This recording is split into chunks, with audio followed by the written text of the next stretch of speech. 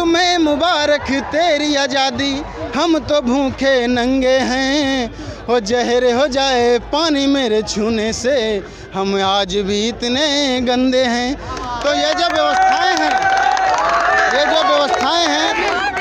ये जो मनुवादी व्यवस्थाएं हैं, ये कहते तो हैं कि सबका साथ सबका विकास, लेकिन ऐसा नहीं है।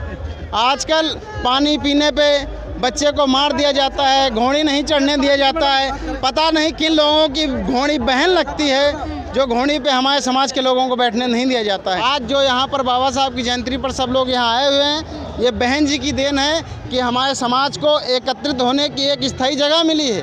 जब बहन जी का शासन नहीं था तो हमारे पास ऐसी कोई भी व्यवस्था, कोई भी स्थायी जगह नहीं थी कि हमारा समाज जो यहाँ लाखों की तादाद में इकट्ठा है, कहीं पर भी इकट्ठा होने की जगह नहीं थी।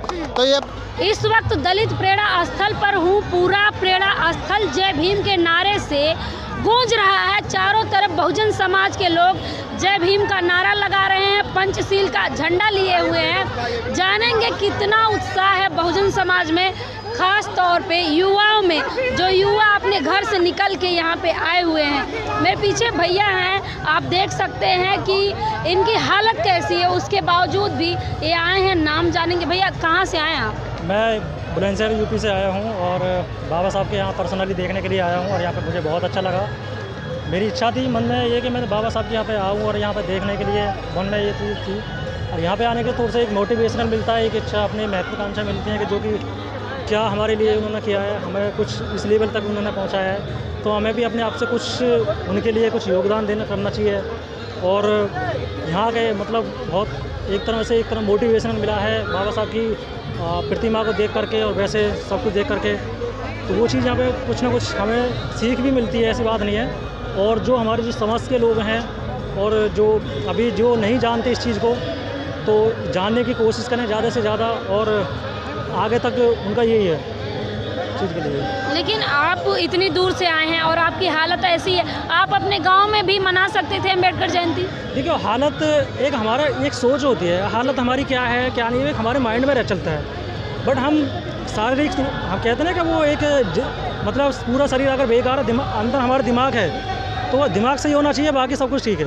हालत पे कभी ऐसे नहीं जाना चाहिए कि हमारी हालत ये है, कुछ करने की क्षमता होनी चाहिए, कुछ करने की प्रेरणा होनी चाहिए, तो वो चीज़ हमारे अंदर होनी चाहिए। ये एक लोगों का एक नेगेटिव फील ज़्यादा है कि मतलब कि एक बंदा ऐसा है वो है, तो मतलब ये चीज़ सोचे नहीं। अगर हमारे अंदर दिमाग ठीक है ना, तो दिमाग अगर हमारा सही है, माइंड ब्रेन ठीक है, तो हम कुछ भी कर सकते हैं, उस लेवल तक पहुंच सकते हैं जिस लेवल तक हमने सोचा है। तो वो चीज़ हमारे अंदर, ऐसी बात नहीं है कि मैं ऐसा हूँ, तो मेरे अंदर हमेशा यही चीज़ है कि मतलब कुछ करने की क्षमता होती है, कुछ करने के लिए रहती है। तो मैं आगे मैंने अभी अब तक कभी भी, जब से मेरी ये ऐसा हुआ है, मैंने ये चीज़ अब तक मैंने अपनी चीज़ ये सोची नहीं कि मतलब मैं ऐसा हूँ। हमेशा एक मोटिवेशनल बाबा साहब की उसको देख करके लगता है कि हाँ भाई हम कुछ कर सकते हैं। बाबा साहब की देखा हमने मतलब कुछ सीखा है, पढ़ी लिखी भी एजुकेटेड हूँ मैं। कितनी पढ़ाई की आपने? मैंने BCom प्लस B.Ed किया हुआ है, टीचिंग किया हुआ है यहाँ पे, और आगे भी सोच हमारी आगे चलती जाएगी। और आगे शिक्षा की और बढ़ेंगे? हाँ बिल्कुल, ऑब्वियसली बढ़ेंगे, बिल्कुल बढ़ना तो है ही है। अब जब यहाँ तक पहुँचे तो और आगे तक भी हमें पहुँचना है, पहुँचते रहेंगे हमेशा। आज देश भर में भीम की चर्चा हो रही है, लेकिन एक दौर ऐसा भी था कि जब अभी है भी, कहा जा रहा है राम राज्य आ गया है। देखो राम राज्य वो अलग चीज़ है। वो अब ये हमारा बाबा साहब ने संविधान हमारा लिखा था, जब हमारा देश ऐसी बुरी हालत में था, तो संविधान लिखने के बाद में तो हमारे देश का बहुत बड़ा फर्क पड़ा और देश में बदलाव भी आया। राम राज्य वो ठीक है, वो अपनी जगह पे सही है, हम इस चीज़ को कह नहीं सकते, किसी के एक दूसरे की बुराई नहीं कर सकते। बट यहाँ पे देखो सबसे ज़्यादा पहली मेन चीज़ ये होती है कि हमारा संविधान, अगर हम संविधान के अनुसार चलेंगे तो हमारे लिए सही कहीं ना कहीं बहुत अच्छा रहेगा। वो राम राज्य चलता है वो ठीक है, राम राज्य को भी अपने हिसाब से देखना चाहिए, अपना संविधान को भी अपने तरीके से देखना चाहिए। मैं तो आ गया हूँ। तो संविधान की बात आप कह रहे हैं, लेकिन संविधान ही बदलने की बात कही जा रही है। देखो संविधान बदलने की बात की जाए, संविधान में ऐसा क्या लिखा हुआ है जो संविधान बदलने की बात आ सकती है? संविधान में कुछ गलत तो लिखा नहीं है जो संविधान को हम बदल सकते हैं या बदलवाना चाहते हैं। जो भी संविधान में एक एक पॉइंट आर्टिकल जो भी लिखा हुआ है वो सब सही है, हमारे लिए कहीं ना कहीं सही तो है, इसमें बदलने वाली क्या बात है। लेकिन लोग विरोध क्यों कर रहे हैं अगर एक एक पॉइंट सही है तो विरोध करना देखो उनका काम है। अगर जो सही इंसान होगा, जो अपना सही तरीके से सोचेगा, संविधान के बारे में सोचेगा, वो बदलने की बात ही नहीं करेगा। मैडम कहाँ से आई हैं? हम खोड़ा से आए। अच्छा, जयंती बनाने आई हैं? हाँ बिल्कुल, जयंती बनाने आए। अच्छा, तो परिवार के साथ आई हैं कि अकेले? परिवार के साथ आए हैं, परिवार के साथ आए हैं। परिवार के साथ आई हैं। तो बहुजन समाज में कितना खुशी का माहौल है? बहुत खुशी का माहौल है। आपने पढ़ाई लिखाई कितनी? मैं एमए ग्रेजुएट हूँ। तो बाबा साहब को मानती हैं? बिल्कुल मानते हैं।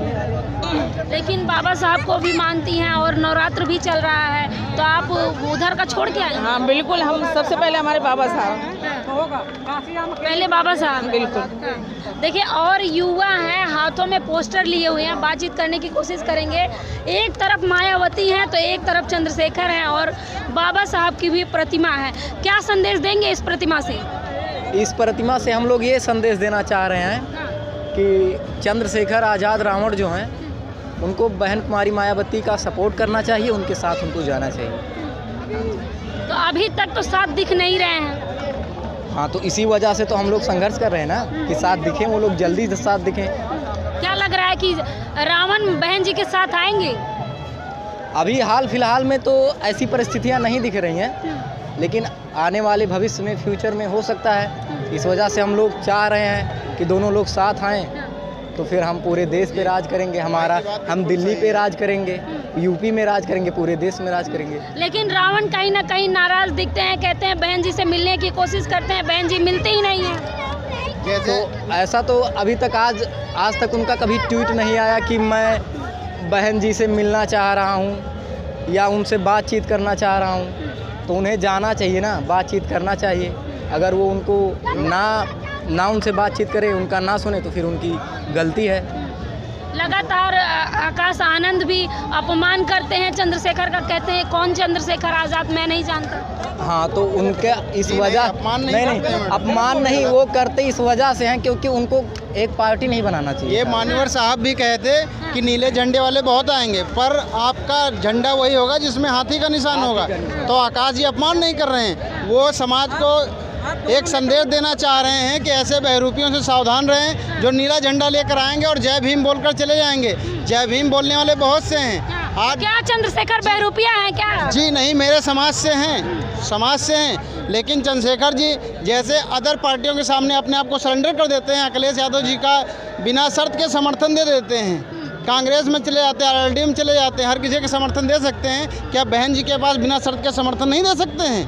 देना चाहिए। हमारे समाज के हम भी यही कह रहे हैं कि चंद्रशेखर और बहन जी को साथ में आना चाहिए। चंद्रशेखर जी को बड़ा दिल करके बहन जी का समर्थन करना चाहिए। हमारे देश में बहुत से संगठन हैं, बहुजन संगठन, बहुत से संगठन हैं, लेकिन सभी संगठन बहन जी का समर्थन करते हैं। और जहाँ तक चंद्रशेखर जी के साथी जिन्होंने भीम आर्मी का संगठन का निर्माण किया था, उनके साथी मंजीत सिंह नौटियाल जी इसी वजह से चंद्रशेखर जी का साथ छोड़ दिए हैं। आज मंजीत सिंह नौटियाल जी बहन कुमारी मायावती जी का पूरा समर्थन करते हैं। आज जो यहाँ पर बाबा साहब की जयंती पर सब लोग यहाँ आए हुए हैं, ये बहन जी की देन है कि हमारे समाज को एकत्रित होने की एक स्थायी जगह मिली है। जब बहन जी का शासन नहीं था तो हमारे पास ऐसी कोई भी व्यवस्था, कोई भी स्थायी जगह नहीं थी कि हमारा समाज जो यहाँ लाखों की तादाद में इकट्ठा है, कहीं पर भी इकट्ठा होने की जगह नहीं थी।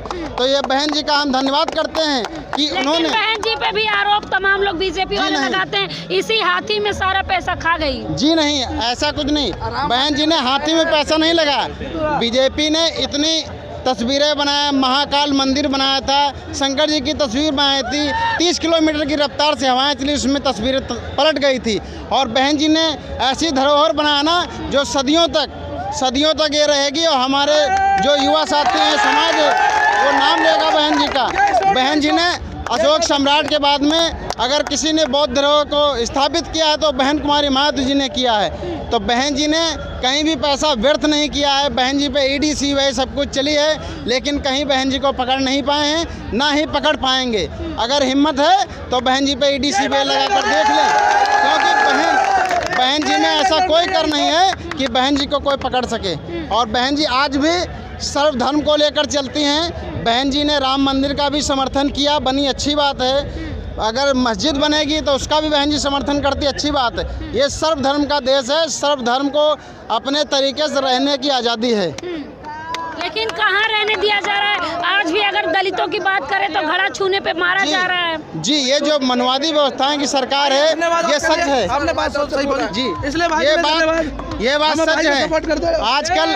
आजकल ये अमृत महोत्सव जो मना रहे हैं ना, कि तुम्हें मुबारक तेरी आज़ादी, हम तो भूखे नंगे हैं, हो जहर हो जाए पानी मेरे छूने से, हम आज भी इतने गंदे हैं। तो ये जो व्यवस्थाएं हैं, ये जो मनुवादी व्यवस्थाएं हैं, ये कहते तो हैं कि सबका साथ सबका विकास, लेकिन ऐसा नहीं है। आजकल पानी पीने पे बच्चे को मार दिया जाता है, घोड़ी नहीं चढ़ने दिया जाता है। पता नहीं किन लोगों की घोड़ी बहन लगती है, जो घोड़ी पे हमारे समाज के लोगों को बैठने नहीं दिया जाता।